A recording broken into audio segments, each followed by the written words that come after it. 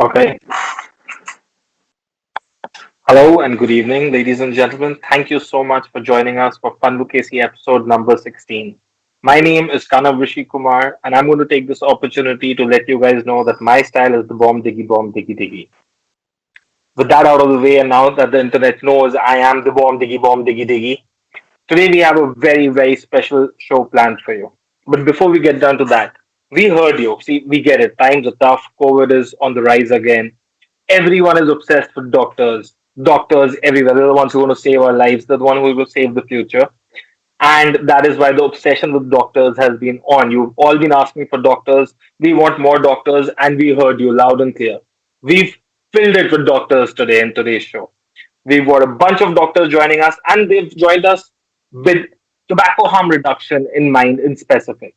I do apologize for the background. I think if I did not bring it up, you guys would have missed it, but I'm in a temporary room right now. I've been moved for some personal reasons.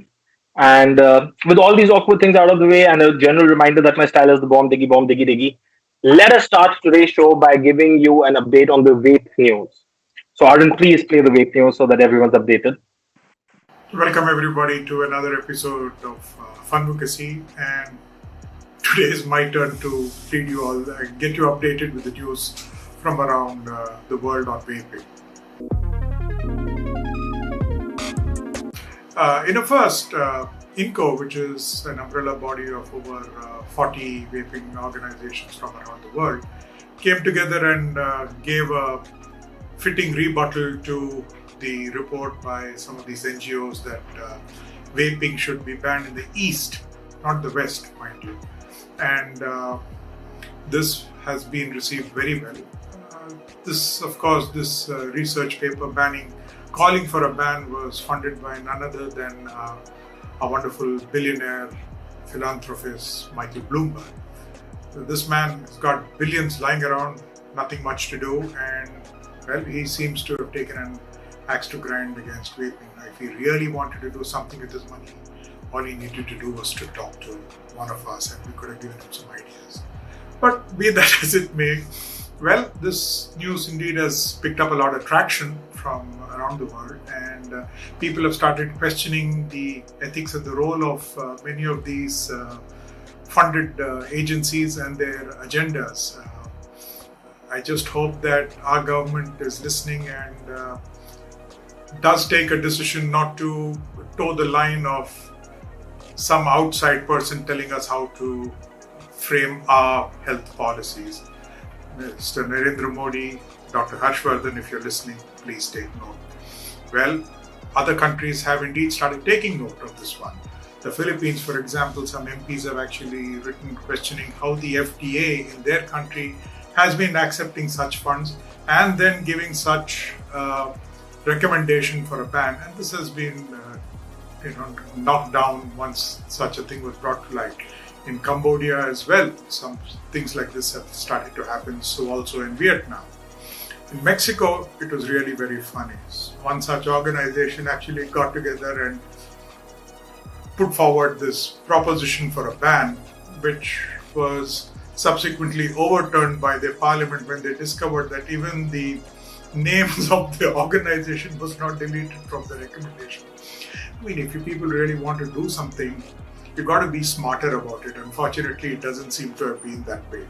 In most such news regarding this COVID pandemic, more and more research is starting to do the rounds that nicotine actually does provide a protective shield against infection.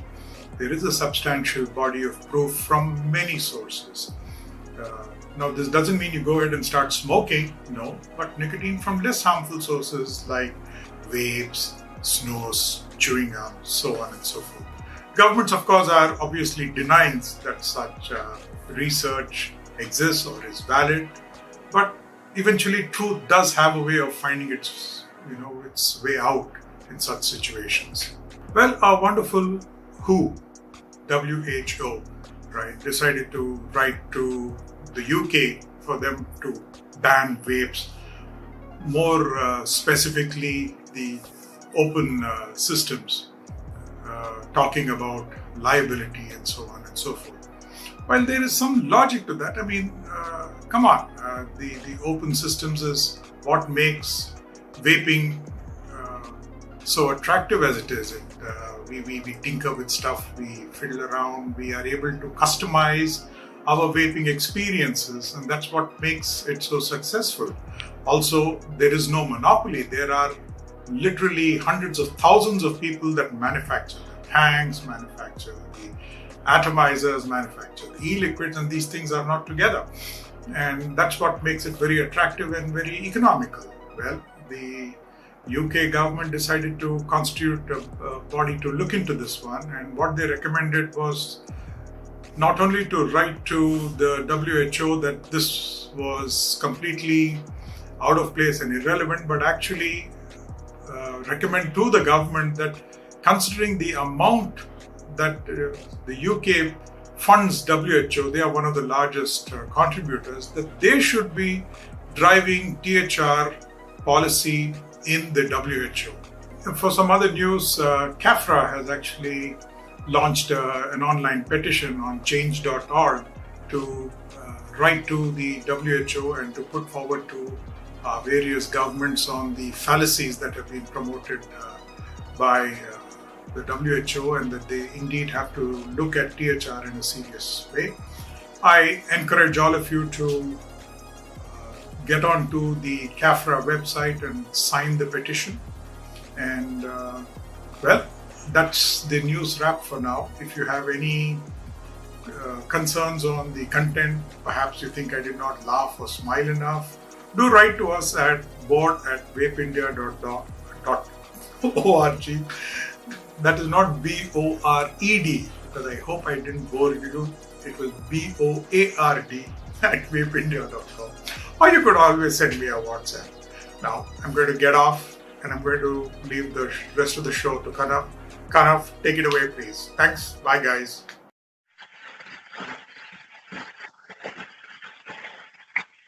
So that was vaping related news to bring you guys all back and updated to everything. And welcome back. Thank you for joining us.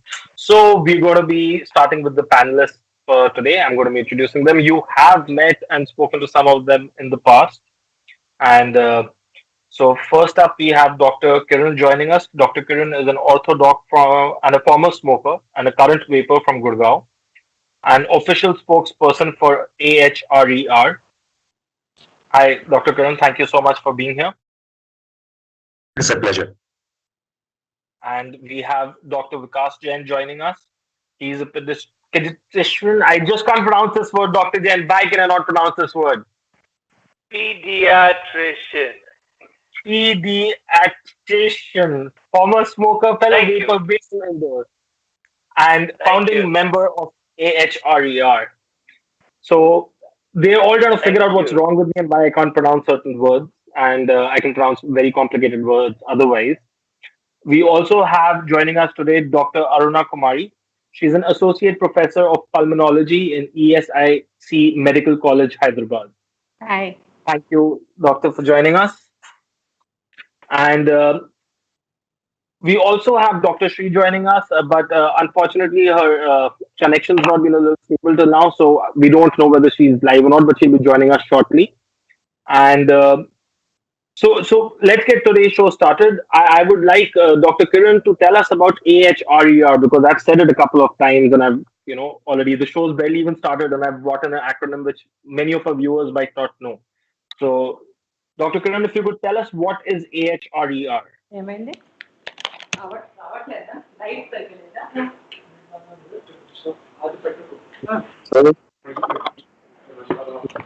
AHRER stands for the Association for Harm Reduction, Education and Research.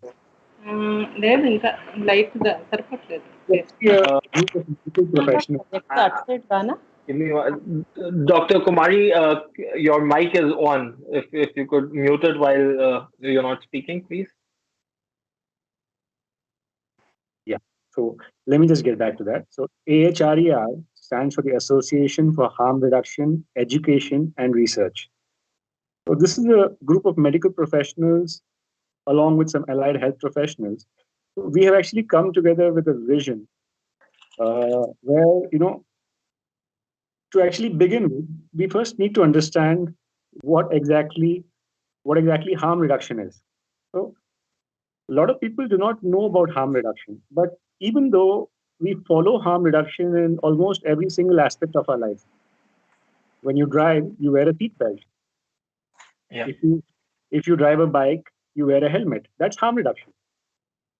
So you know that driving can be dangerous. It's not always dangerous, but it can be dangerous, which is why you try to mitigate the harm by wearing a seatbelt or a helmet. So Right. similarly, there are various there are various there are various types of addictions in our lives that we see every day. In those things, the harms can be mitigated or reduced by using the right approaches, by using a variety of interventions, I would call it. So Uh-huh. there is a large body of research. In fact, it's a growing body of research which actually helps us to adopt these harm reduction measures for various kinds of social ills, for example, tobacco, alcohol. So we are a body.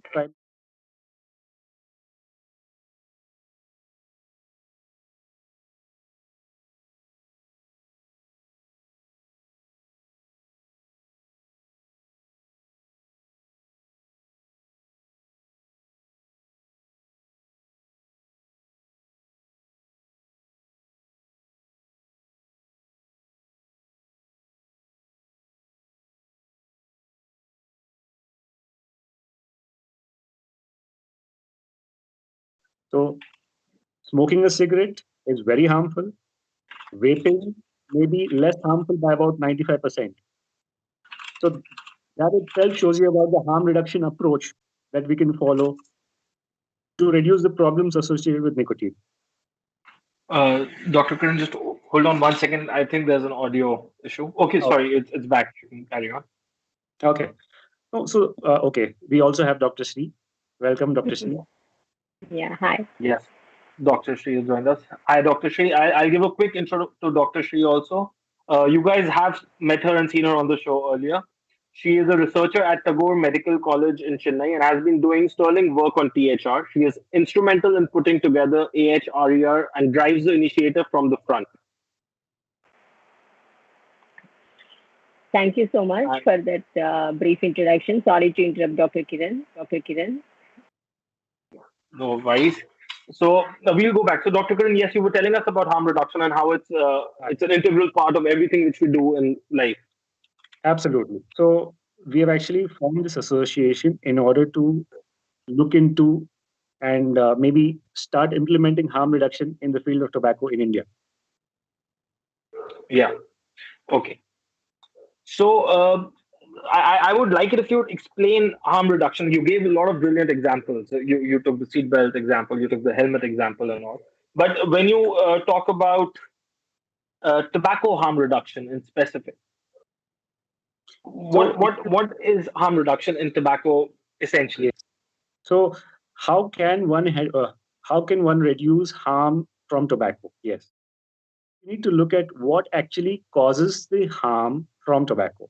There are two Okay. aspects here. If you're looking at burnt tobacco or primarily cigarettes and BDs, so there you're actually lighting up a cigarette or lighting up a BD. So that's going to lead to a lot of tars, and it's going to also cause a lot of it's actually going to cause a lot of various compounds to come out. So those can lead to long-term effects on the lungs, on various parts of the body. So primarily, smoking is known to cause cancers, but it is Okay. not the nicotine part of smoking. Now, when you smoke a cigarette, you are smoking it for the nicotine Right. because that is the primary reason why somebody goes back to smoking a cigarette or why somebody keeps smoking a cigarette because it's highly addictive. But nicotine by itself is not harmful, but it hooks you onto a cigarette, and the rest of the stuff in the cigarette is very harmful, and that can kill you. So Right. if you want to apply the principles of harm reduction to this, it would be like if you can separate the nicotine from the rest of the cigarette. Okay. So in effect, the reason why a smoker keeps smoking If you can give him that reason without the harms, that would be harm reduction. Right. So basically remove all the components which are doing the major chunk of the damage to the body, and leave the part which is addictive, or the reason why the person keeps coming back to it, to him. So he keeps getting his fix, he still keeps getting his kick, he still keeps getting his high, and but all the harmful stuff has been taken and thrown out. Yes. There So was a that very, is what tobacco harm reduction. Yeah. there was a very major argument somewhere. It was way back, many. I would say, what we could decades ago, about why doesn't the government ban tobacco altogether? This is when the major studies showed unequivocally that smoking leads to cancer. So then there was a lot of backlash they faced about choice. They said that it should be the choice of a smoker to continue smoking. But then it was not recognized that it's not choice so much as an addiction. Okay. And that is the primary problem. Nicotine addiction is what keeps somebody smoking. Now, see, when you, if you actually even try to help somebody to get off, for example, alcohol or smoking for that matter, it has to be it has to be with the express consent of the person who's actually smoking or drinking. Right. You can lead the horse to the water, you can't make it drink, right? True. It's that Very simple. true. So until that person himself or herself wants to quit, you can't make them do it. So at that point you realize that a lot of people have not had the have not had great success in quitting. That's how I would put it. Right. A lot of people want to quit, they've tried, but they've not been able to quit. So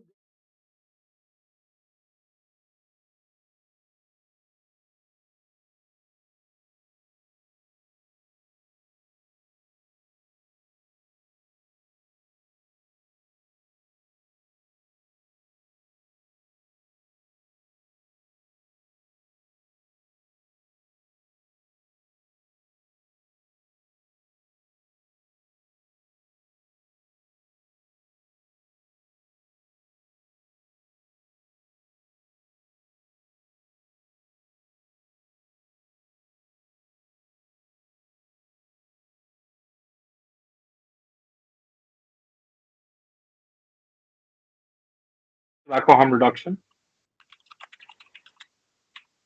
So let's if I can ask Dr. Sree. Dr. Sree, I would like it if you could tell us what motivated you, or what was the need, what got you going into forming a body like AHRER.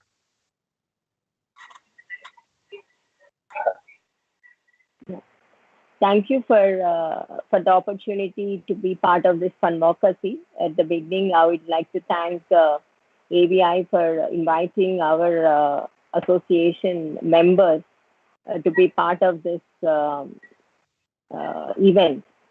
Initially, in 2018 and 19, we were part of some international conferences, starting with the Global Forum of Nicotine in Warsaw, Poland, and followed by other Asian harm reduction conferences in South Korea, Australia, where we get to see the international medical professional bodies leading the research and policy involvement activities and policy measures in their own countries in national levels regarding their tobacco control and tobacco harm reduction activities, from research to policy making. When we were brainstorming with international researchers and such scientists, we realized that there is a gap in India where such medical professionals initiative was missing.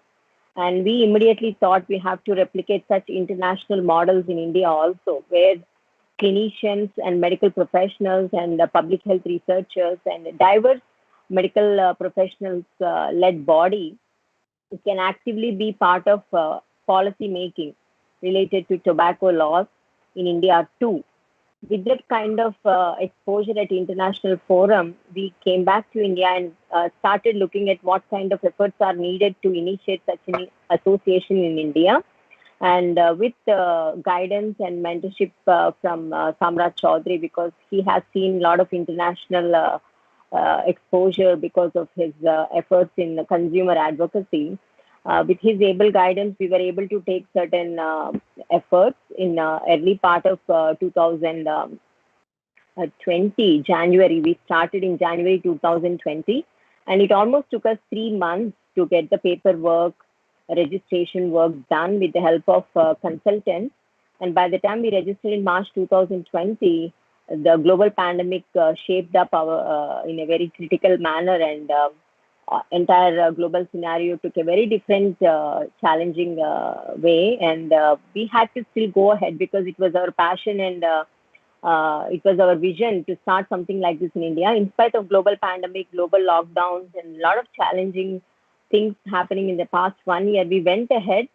We made the virtual meetings, and we conducted a lot of activities in the global pandemic scenario also, which motivated us that we have to keep this going. So that was the reason, with the international exposure and with the sponsorship and scholarship contributions from various conference secretariats for me, because I presented my research work, I felt that there is a need for such a body in India, and we started this. Excellent. And maybe you can brief us a little bit on the main objectives of AHRER. In specific, since you guys have founded this and have started this, maybe you can tell us what you plan to achieve, or what are the objectives which you are focusing on. Earlier part of the talk, Dr. Kiran already mentioned that it is a multi-professional body, in the sense like we aim to bring together diverse medical professionals, clinicians, public health, and allied sciences, behavioral scientists, economists, and if possible, addiction scientists, and whatever is our field. If we are related to harm reduction, whether it is tobacco, alcohol, or any kind of thing we want to address, can be brought under this umbrella. So that's why we kept it generic: Association for Harm Reduction, Education and Research.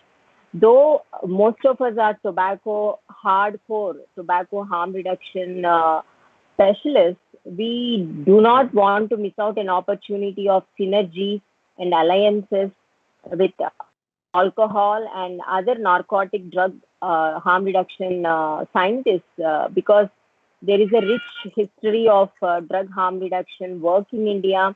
And also because I have done my fellowship in HIV and also hold a fellowship in drug harm reduction, I want to bring that learnings into this also. So we definitely want to keep it as broad as possible, as expansive as possible. So the main objective of this association is to bring more synergies, more alliances with harm reduction science practitioners, and also our main focus is educate even the medical professionals, because there is such a gap among medical professionals themselves about this science called harm reduction. What is harm reduction? Many of them are aware about prevention, control, cessation, but not about harm reduction.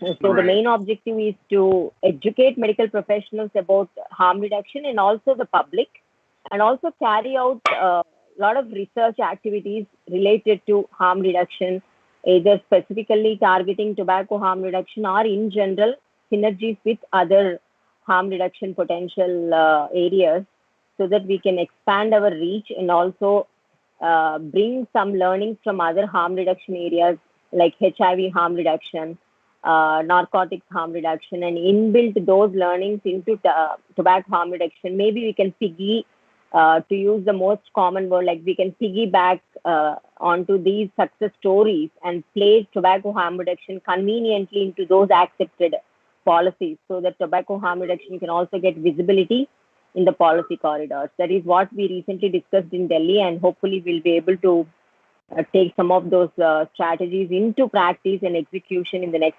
subsequent months. Right. So I'm going to, Dr. Sree, try to summarize this into a very simple wording for everyone to follow. Essentially, the objective of AHRER can be found in their name itself. Harm reduction is the first objective, where the people, the users of tobacco products in India, you try to reach out to them and reduce the harm they're inflicting onto themselves by using tobacco products. Then is to educate the medical professionals so that they are more aware of harm reduction, specifically tobacco harm reduction, because as you mentioned, harm reduction in the scenario of drugs and other narcotics is quite prevalent in our country. And the third objective is to research what other and beneficial methods can be used to help to focus on the well-being of tobacco users so that they can find a less harmful way. Correct? Can this summary be acceptable? Yes, yes, Very much so. it is. Yeah. Right. Okay, great. Thank you so much for that. And so in the meantime, maybe Dr. Aruna, can I bother you a little bit if you would come online?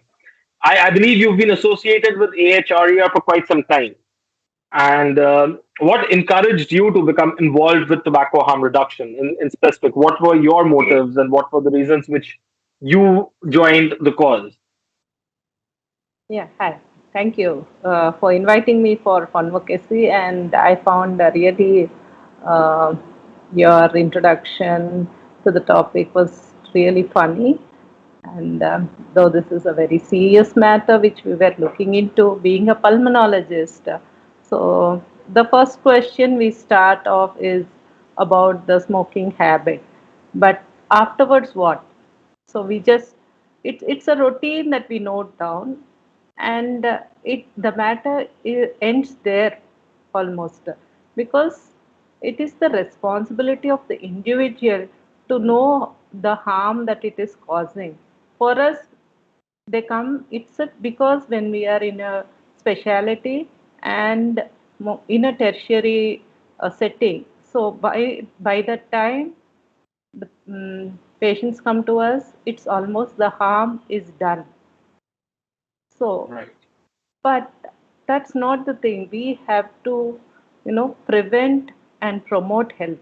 So, preventive aspects and promotive aspects. When we are in this quest, then we got connected to like-minded people, and so like that, I could connect to HRER. Right. And from there, again, I have undergone a training, specially by a oncosurgeon.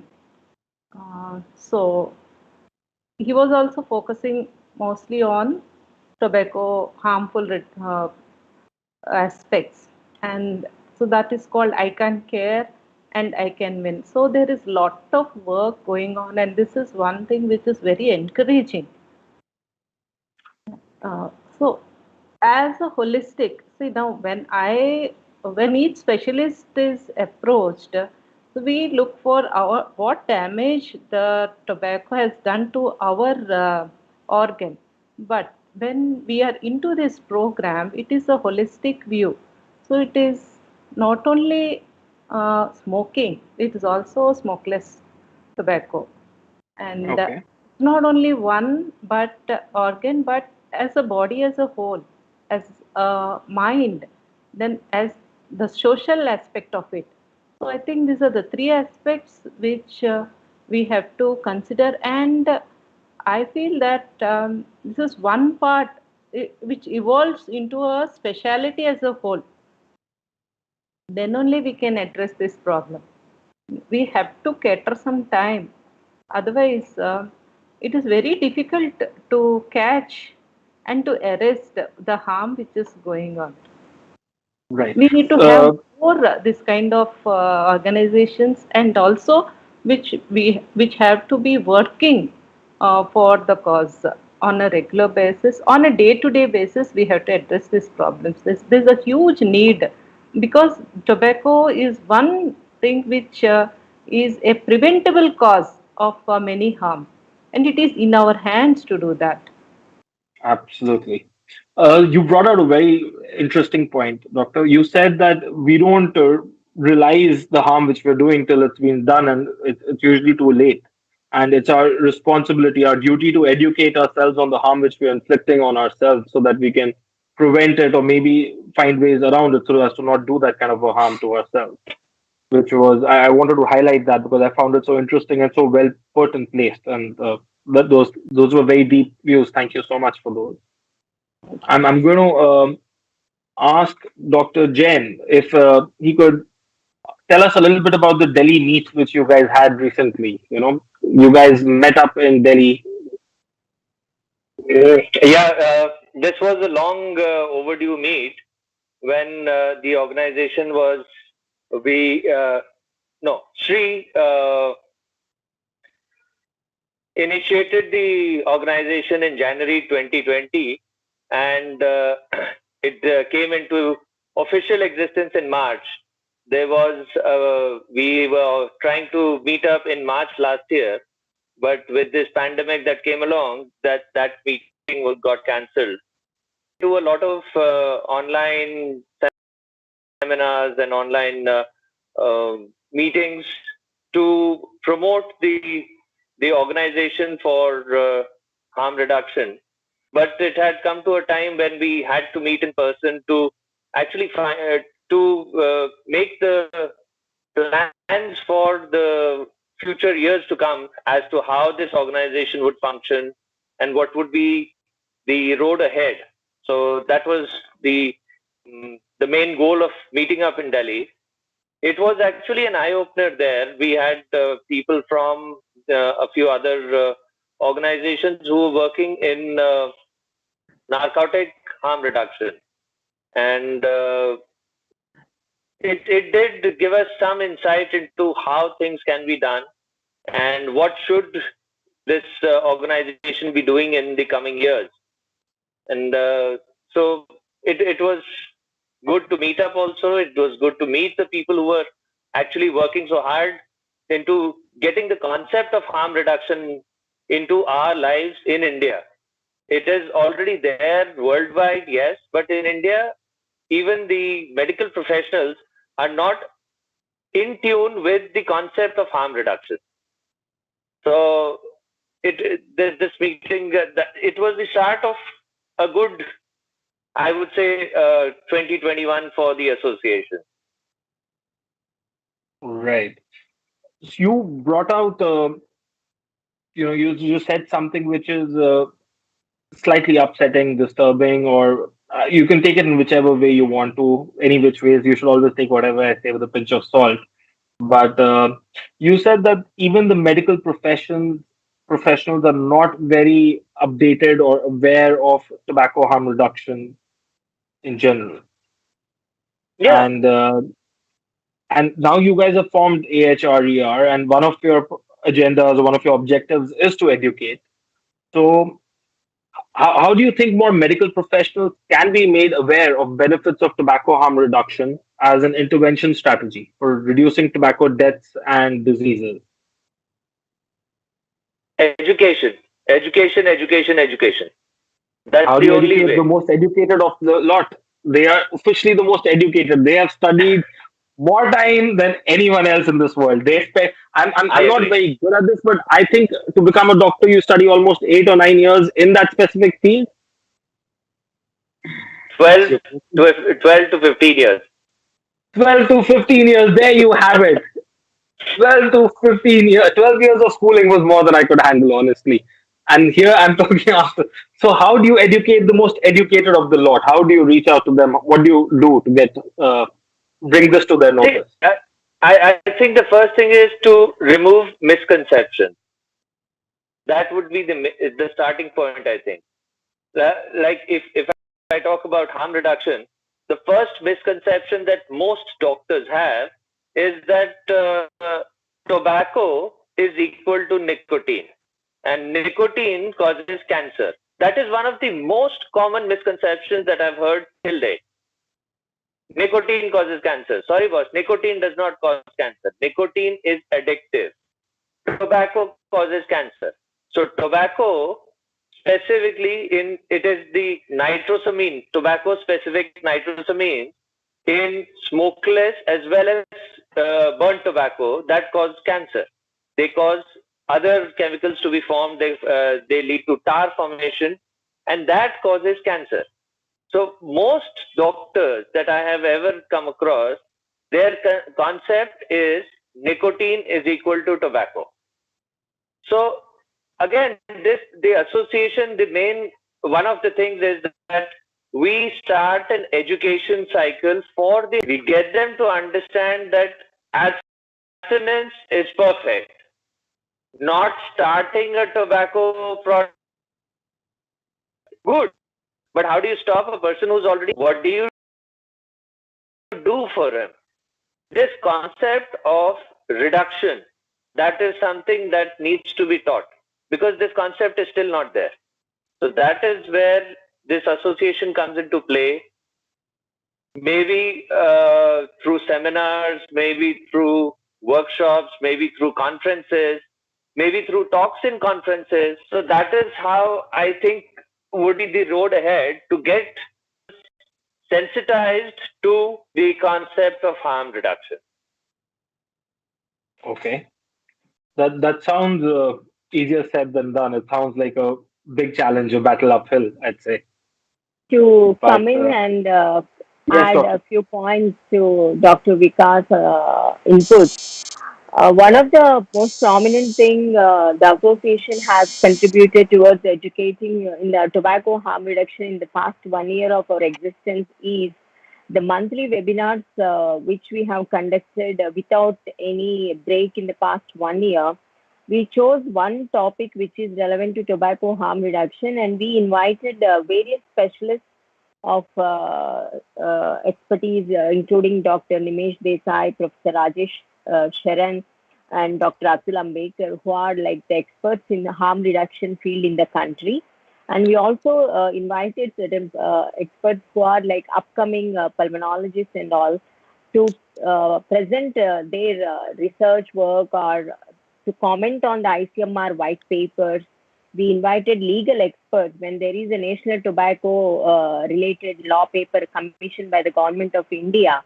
When it is in the public domain, we invited legal experts like Mr. Pingal Khan to come and talk about it. So, as associations, one of the arm is health, harm reduction education. We felt that we need to educate ourselves, being part of the association core committee members. We wanted that education for ourselves, and we also wanted we right now we have 80 plus medical professionals as members, though not all 80 members attend our monthly webinars. A minimum of 5 and a maximum of 20, 30 members, depending on the topic, they do attend our monthly webinars. So we can definitely say, on an average, in the last 1 year, 100 people might have attended collectively our 12 webinars we conducted in the past 1 year. So we are definitely taking multiple avenues to educate people. And as part of my research, whenever I meet doctors or students, we definitely talk about tobacco harm reduction. So to extend the point what Dr. Vikas just submitted, whenever we get any opportunity to interact with medical colleagues or public, whether the topic is tobacco or something else, we can always find an opportunity to discuss about harm reduction and introduce the topic called tobacco harm reduction, because you stand on a road in India, someone will be smoking or chewing tobacco either next to you or in the vicinity. So you can always take that opportunity to bring in the tobacco harm reduction and talk to the public or anyone who is standing next to you, because as someone is telling, tobacco harm reduction is not a widely known topic even among medical professionals. My own study, which is right now submitted for a journal and is under peer review, hopefully it will come out next month, which we will share with you, which is a scholarship work. It shows that only 19% of the doctors which we have interviewed are even aware of the term called tobacco harm reduction, and all of them are only psychiatrists. None of the other specialty doctors in India who are MBBS plus any other postgraduates are even aware of the term called tobacco harm reduction. So that is the status. Coming back to the host, Mr. Chakravarti, even though doctors are one of the highly educated professional group in India, it doesn't mean they are updated adequately in all the fields. Unless it is their domain specialist, they are not currently updated about the latest updates in any field, one thing. And second thing, tobacco harm reduction is given a very kind of unpopular flavor because of this e-valley and ban of electronic cigarettes. So only the one thing they think of tobacco harm reduction device is electronic cigarette, e-cigarette, which is currently given because of this banned status, an illegal twist, because of which many of the doctors, when we even talk about tobacco harm reduction, they'll immediately say, come on, that is a banned thing. Why should we even talk about it? So talking about itself, they are feeling it is illegal. See, a product given an illegal status by law, talking about itself is being considered as illegal. So this is the kind of conditioning even the medical professionals are having in a country like India. So these biases, conditioning is so deep. In that kind of world, it is our association's job to talk about tobacco harm reduction more commonly, more widely, more frequently, and a Funvocacy kind of events. Definitely, I hope you are going to put some of these clips in some social media forums, and I hope the message will reach. But again, coming back to Dr. Vikas' point, it is our duty to talk about it wherever we get an opportunity, or we have to create an opportunity to talk about it. That is my point. Thank you. Yeah. To adding to Sree's points, can I Absolutely, absolutely, Dr. Yeah. Aruna, please. Yeah. To talk about these points, I think we can include uh, like screening for non-communicable diseases. We can make tobacco, talking about tobacco more in these camps. So screening camps for non-communicable diseases, which has an underlying tobacco effect for either diabetes or hypertension or heart diseases.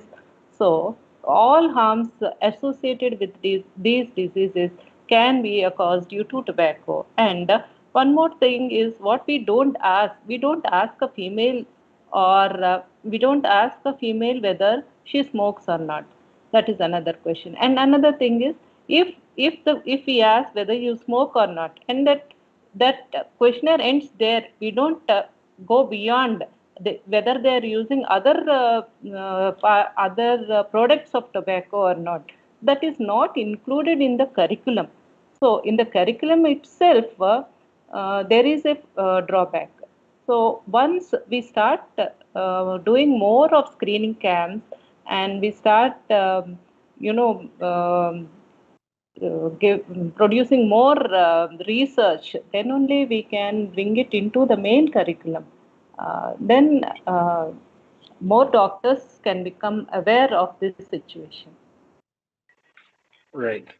Absolutely, absolutely. Without the research, we wouldn't know what we'd be saying or presenting and giving ahead. Absolutely. Dr. Kiran, is there something you wanted to add? Yeah, so basically, I think first we should acknowledge that going and talking to our doctors is going to be an uphill task.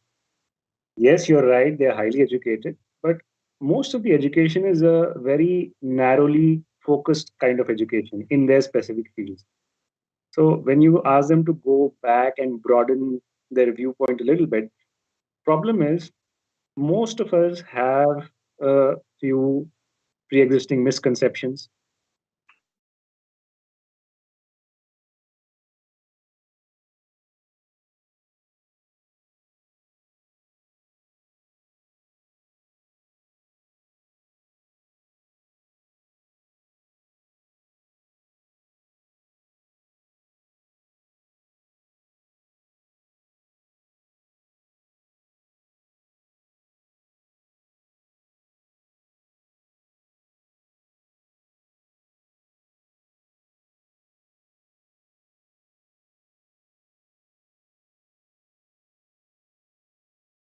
Selfie deserves it. So Yeah. I think yes, it's an uphill task, and absolutely great points made by Dr. Sree. We should it's our duty as an association which has been. I mean, we have the word education in our name. So if we can all take the opportunity to start a bit of education in our workplaces or take any sort of opportunity that presents itself, I'm sure we could be doing a bit. It will be a slow task, it will be an uphill task, but somebody has to make a beginning. I don't see any other organization doing this. Absolutely. That's a major point of concern that nobody else is doing this. And this is something which should have been on the forefront of this war against tobacco in general. That along with, there should be two simple objectives when you're fighting a war against tobacco. One is to make sure that there are no new users coming into the picture, and the second needs to be that those who are existing users, how to weed them off or reduce the amount of harm they're doing to themselves. I don't see how this is such a stigma or a confusion to people. It is quite simple and straightforward. But unfortunately, we do nothing about either of the two, honestly, and that's depressing. But this problem which we discussed, where the medical professionals don't seem to know about tobacco harm reduction, or don't seem to accept it, or don't seem to promote it or encourage it, and this whole karma concept to a smoker gets what he deserves, he did it to himself. Isn't that global? It's not just limited to India. If I'm not mistaken, it seems to be a problem which is global. It Yes, yes, seems to yes. be there all over. All over the world. So I think the best way to sort of face that, or to sort of make a specific or a rebuttal to that, is I think we have to use a lot of evidence based approaches. So Right. use specific studies, use specific evidence, and we have to slowly break down each argument. We have to try to do it in a non-confrontational way. That is one thing, because ultimately those who are anti-tobacco are not that different from us, Yeah. right? We are also Absolutely. doing the same thing. Yes, exactly. So we also want to avoid the harms associated with tobacco without maybe giving up nicotine. But Right. that, yes. So once we get past that hurdle, I think we will find that they are all on the same side. Absolutely. And I do know that I bring up the whole global agenda into this, and but the fact is, when you're on a plane and something goes wrong, you have to put on your own oxygen mask before you put it on for somebody else, and you help others. And unfortunately, I can bring up the global scenario, but the fact is, majority of the smoking population is in Asia, is restricted to our small part of the world. And so it shouldn't come as a surprise that we need to focus on ourselves a lot more than anybody else at the moment. And on that note, I would like to take a moment to briefly introduce a major event we are doing later this month on Sunday, April 18th. So mark the date, everyone, when we will launch a key report on the state of tobacco harm reduction in Asia and the Middle East.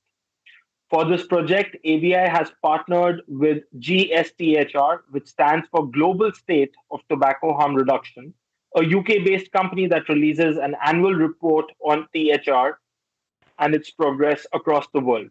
We are now doing an Asia focused version, and ABI is happy to co host the event. Aaron will now play a small clip by the lead author of the report, Harry Shapiro.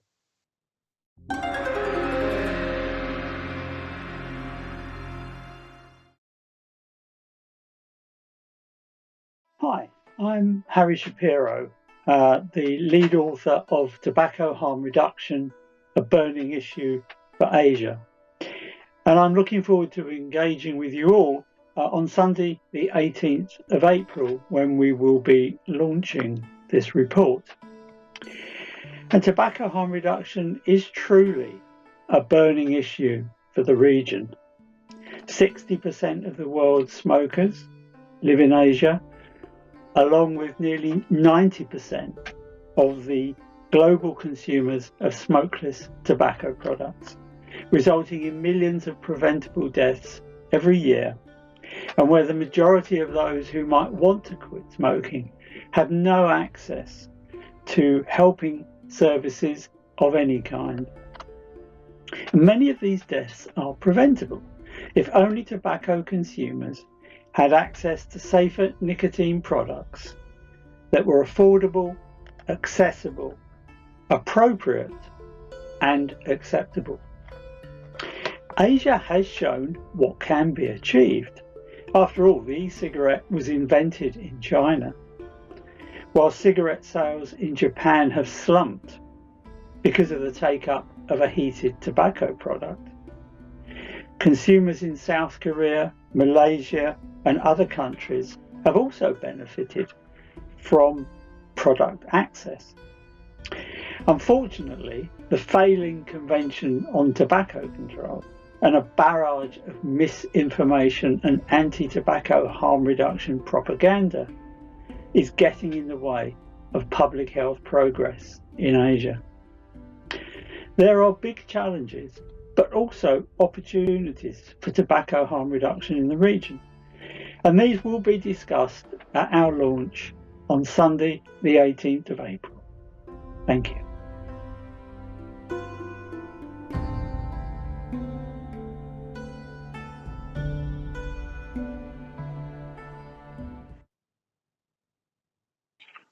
So, guys, do not miss coming for the event on April 18th, which is Sunday afternoon in India. You will find the link to register in the chat down below somewhere where Arun has posted it. And please do register. This is actually a big event, and we request you all to be there if possible for you. And for those of you who've joined us late, just a general reminder, my style is the bomb diggy, diggy. So coming back, there, Dr. Kiran, maybe you can tell us how you got involved with AHRER. Because since I am asking everyone how they got involved with this, and everyone's given us a small brief understanding of how they got involved. What was your personal motivation? How did you get involved with the AHRER? Okay. So I think this was somewhere around the time that our government banned vaping. I used to be a smoker for a long time, and then I switched to vaping. That's how I gave up smoking. So around the time I started to get involved with ABI, and one of the guys at ABI reached out to me, and they actually told me about this group of doctors who was also interested in tobacco harm reduction. They asked me if I would be interested in joining, and I was obviously on board. So I think when I reached out to them, and then we had a few meetings. I was there for one of your Funvocacies also. I think it was after that. Yeah, it was after that that I joined the association. I submitted a form and everything. Yeah, so that's my story. Rather short. I was hoping you would have a more dramatic, suspense, thriller, but this works. This works. It was nice and cute, and anyone who's joining it for a pure reason, a pure cause, is always a truer warrior than anyone else would ever be. So that's great. You guys have spoken about THR a lot. You guys have spoken about education, research, and spreading awareness and all this. But there's this one thing which I did not ask you, and I'm going to take all your inputs on this. But I think Dr. Jain, we'll start with you.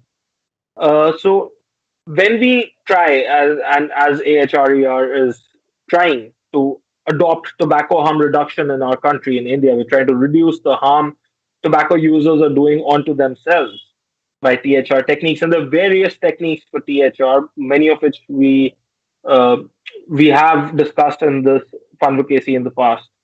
And I'm sure with all of you working together and working so hard on this, you'll bring them out to limelight a lot more and make people more aware.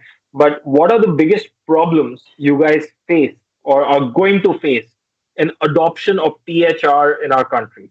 What do you foresee will be the problems when you guys try to educate people and get them to use THR? We've already eliminated that a person, you can take the horse to the water, but you can't make the horse drink water. And we get that. But for those who want to reduce the harm they're doing, what are the problems you guys foresee in adoption of THR in our country? Okay, so first, we need to see what are the options available for THR. Now, there are some options which are actually available over the counter. Your nicotine gums are there. You can get it at any Kirana store also. Then there are nicotine patches which are available. Very difficult to find, even harder to use. I don't know how many people have gotten help with that. Then the new kid on the block is snus, and again the availability is low, but it is still better available than a few other things. And then there is the thing that actually works, that is electronic cigarettes, and which are not available at all. So there are things which people can get, but they don't work that well. And then there is something which people can't get, but it actually works. So the main hurdle will be, one, getting people to understand that you need to quit. People who are ready to quit, then getting them on to something which would be sustainable, which will help them at least to get through it. And I can just say that it's not going to be an easy fight. It's going to be tough. It's going to be long. It's going to be sometimes disheartening also, because after this vape ban came in, I've had people who were actually off cigarettes for a couple of years, on to electronic cigarettes, and then going back to smoking because electronic cigarettes were not available. So going back to smoking was one of the most disheartening things. And I've had people come to tell me, boss, jab tak electronic cigarette pe the, we were not coughing. Now we're back on cigarettes and we've started coughing again. Heartbreaking. So yes, it is bad. It is bad. So I think that would be one of the hurdles that we will have to actually fight tooth and nail for. Getting people things that actually work. And it'll have to be at the social level, it'll have to be at the judicial level, it'll have to be at the bureaucratic level, it'll have to be at the ministerial, the government, whatever level, but we have to fight it all the way through. That's the only way we're going to actually make life better for a few people, or better for the smokers who actually want to quit, giving them better options. That's what I feel. Right. Unfortunate that though, however, what you said, that what works is not available and what's available does not work, and it's going to be a fight not only for educating people, but it's going to be a extremely uphill battle with a lot of legislation and policy making also being involved in all of this. Right. Yes. Absolutely. Dr. Kiran, maybe you would want to add something to this. What are your thoughts? What problems do you foresee in the adoption of THR? Yeah, so basically, I'm an optimist. And I think, yes, there are things that work and which are not available. But to discount the other things is not correct, because who knows, if we gave snooze a chance, it may work better than vaping. Hmm? Also, the problem in India is twofold. It's not just smoking. We also have a large problem with smokeless tobacco. In fact, majority is smokeless tobacco. And by that, I don't mean snus. Snus is a form of highly refined, highly purified smokeless tobacco, no doubt. But in India, you get something called as Kenny. Yeah. So for the people who are using Kenny, at least we can focus on getting them onto snus, which would be a form of harm reduction. So if we look at the positives, yes, in this framework, we don't have vaping in India, but globally the tide, I mean, I'm hoping that the tide is changing. I don't know if you've been watching the news from UK. WHO tried to force through a change in their vaping laws, and it was rebuffed by their own politicians. So there is good news from across the world, and slowly but surely, as the evidence accumulates, I'm sure the tide will shift, and eventually our government, our lawmakers will have to wake up to the fact that vaping is far safer than smoking. And then, it's something like how, you finally repeal that Section 375 or something like that. It will happen. It will happen eventually. So we just have to live with hope. But until then, we do whatever we can to mitigate the risk to as many people as we can help. So I think that is my take on it.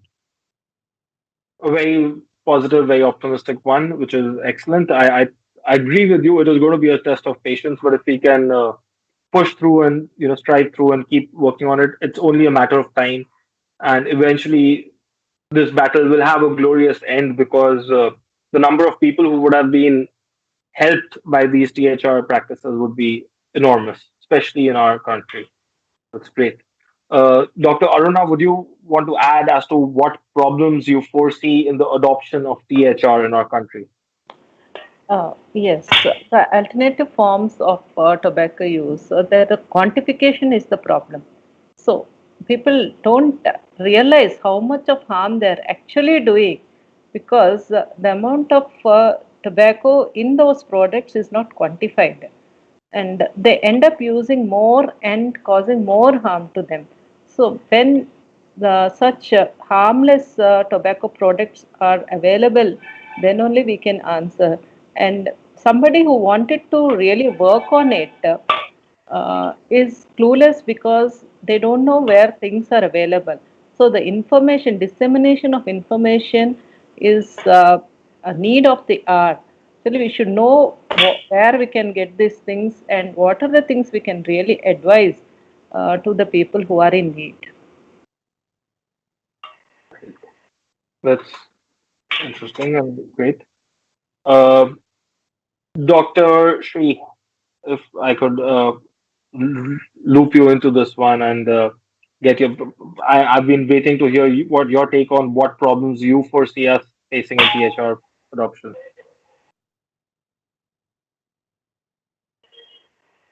Dr. Sree, I think your mic is muted. You'll have to unmute. As all of us have been working in tobacco harm reduction for a couple of years at least, we are well aware what are the challenges. But as all of my friends are being optimistic, I would also sing the same tune, though I'm little bit little bit skeptical about the pace. I'm more concerned about the pace at which that optimism is being rolled out in our country and globally also. But I love to share this sentiment, which I keep sharing with comrades also. When the right moment of tobacco harm reduction being finally accepted as one of the pillars of FCTC kind of thing, which is adopted by WHO long back in 2013 itself. That moment when it finally arrives in India, at that particular pivotal moment, we will be on the right side of the history.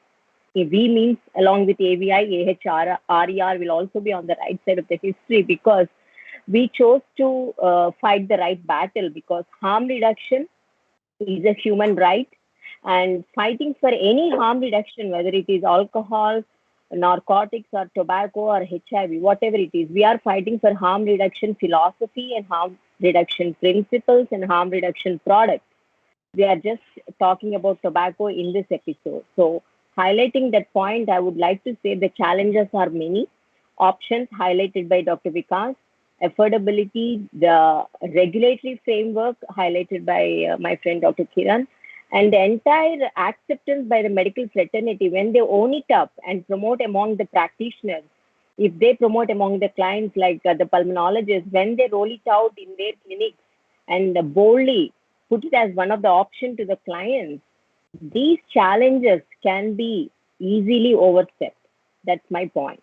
Challenges always are there, but the way we look at it and the strategies we adopt at the individual level, systemic level, country level through regulatory frameworks, that is where any country like the UK example quoted again by Dr. Kiran. Why UK is a role model? Because that country chose the same set of challenges were also there, but that country chose to rise above them in a very inspirational way.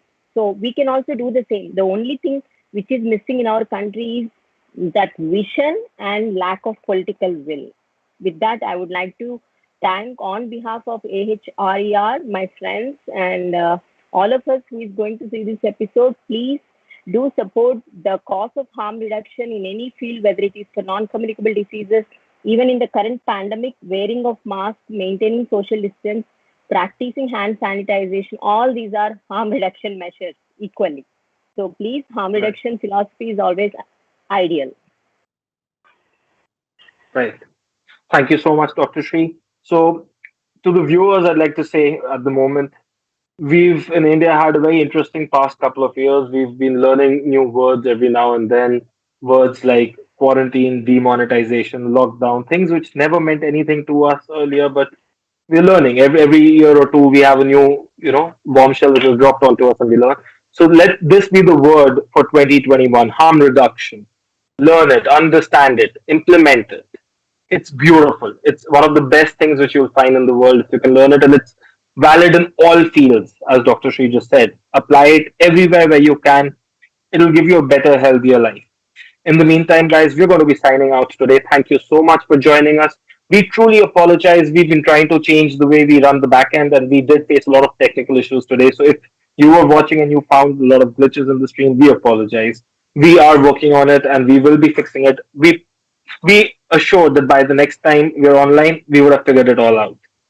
And take care in these troubled times. I hope you and your loved ones stay safe. And thank you so much for joining us. Your support is eternally valued. Thank you so much, guys. Bye bye.